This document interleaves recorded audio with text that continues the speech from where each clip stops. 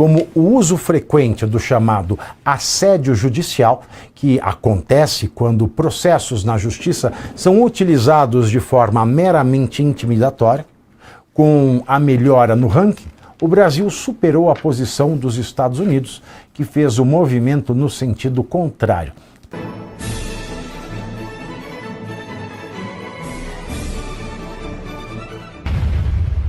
Eu pego e leio, mas também falar e não falar dá na mesma coisa. É igual ouvir falar com a produção desse programa, é igual falar com um político em manifestação da Paulista. Não vai adiantar bosta nenhuma, né? Não vai mudar nada. Então vamos lá, a liberdade de imprensa no mundo está no nível mais crítico em 25 anos. Segundo dados do ranking mundial da liberdade de imprensa, que é o relatório da ONG Repórteres Sem Fronteiras, que mede as condições para o exercício do jornalismo em nível global. Será que é o jornalismo na Rede Globo Televisão? É porque lá tá fácil, né? Desce aí que eu não terminei aí. Volta um pouquinho aí.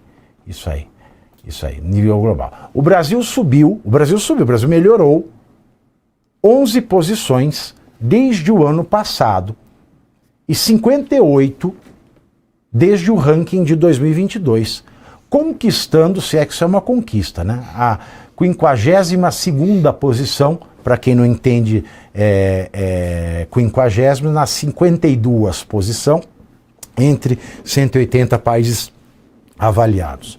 Apesar disso, segundo a ONG, ainda que o ambiente contra jornalistas no Brasil esteja menos hostil, eu não sei para quem, existem fatores que afastam os índices brasileiros de resultados ainda mais satisfatórios, como o uso frequente do chamado assédio judicial, que acontece quando processos na justiça são utilizados de forma meramente intimidatória.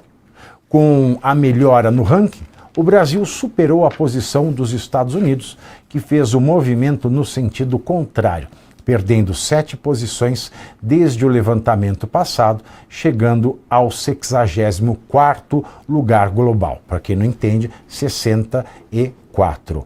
E cabe lembrar isso, que os Estados Unidos estão passando por uma onda de assédio judicial contra jornalista danado. Eu até entendo os Estados Unidos perderem posição no ranking. Eu só não entendo o Brasil ter melhorado, porque aqui não mudou porcaria nenhuma, a coisa só escala. E falando em liberdade, o juiz do 6º Juizado Especial Cível de Brasília, Júlio César Lérias Ribeiro, indeferiu, ou seja, não aceitou o pedido para determinar a exclusão imediata da publicação do deputado federal Nicolas Ferreira, do PL Mineiro, que envolve a reação de Janja ao ver Lula abraçar e tirar foto com uma apoiadora. Na legenda, Nicolas escreveu o seguinte, aspas, "E o medo de perder as viagens de luxo?" Fecho aspas. O caso aconteceu durante a festa de 46 anos do PT, no dia 7 de fevereiro, e a imagem viralizou por causa de uma possível bronca de Janja, mas leitura labial aponta que a primeira-dama teria alertado Lula de que ele não poderia tirar foto porque havia sido submetido a uma cirurgia de catarata dias antes, como se tivesse a ver uma coisa com a outra também. A apoiadora que aparece no vídeo ao lado de Lula é a mulher trans Manuela Tyler, do PSB, suplente de vereadora de Juazeiro, na Bahia. Ela ingressou com uma ação contra Nicolas no Tribunal de Justiça do Distrito Federal, na qual pedia a remoção da publicação e o pagamento de indenização por danos morais no valor de R$30 mil, já que alegou que foi alvo de inúmeros comentários de cunho transfóbico, além de ser desumanizada, tratada no masculino e chamada por termos pejorativos e degradantes, sendo alvo de discurso de ódio explícito. O juiz negou o pedido de tutela de urgência para determinar a imediata exclusão da publicação de Nicolas e argumentou que, aspas, não há qualquer referência à transexualidade da autora ou incitação a discurso de ódio. Fecho aspas. Por um lado, a gente vê um juiz de primeira instância fazendo o direito valer. Mas, na alta cúpula do judiciário, segundo o Globo, depois de pedir a inclusão de Romeu Zema no inquérito das fake news, por conta da postagem de um vídeo satírico em que era retratado como fantoche, o ministro Gilmar Mendes tem pressionado o panaca-geral do regime, Paulo Gonet, a dar aval à sua iniciativa. Mas a ofensiva do ministro do STF de enquadrar o pré-candidato do Novo à presidência enfrenta resistência na cúpula da PGR. Gilmar tem insistido para que Gonet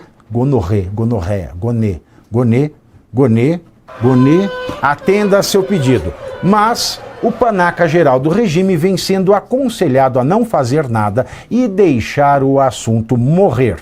Ou, caso decida atender Gilmar, integrantes de sua equipe já sugeriram que ele deixe para algum subordinado o ônus de assinar o parecer favorável ao pedido do ministro, como uma forma de se distanciar do episódio e tentar se blindar das críticas que certamente virão.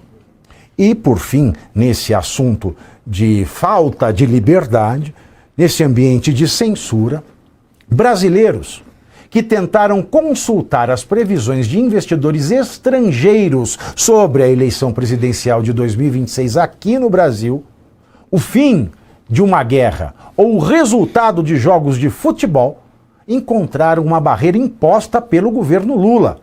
Por determinação do Ministério da Fazenda, a Agência Nacional de Telecomunicações, a Anatel, notificou prestadoras de internet para bloquear plataformas como Polymarket e Cauchy, que são usadas em outros países para negociar contratos sobre eventos futuros.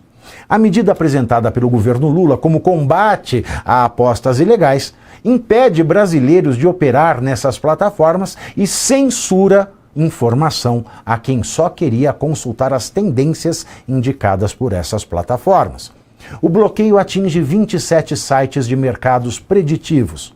Mesmo quem não comprava contratos nem apostava em eventos futuros, conseguia navegar pelas plataformas, acompanhar cotações e ver como os participantes desses mercados avaliavam a probabilidade de acontecimentos políticos, econômicos, esportivos e culturais. A decisão de censura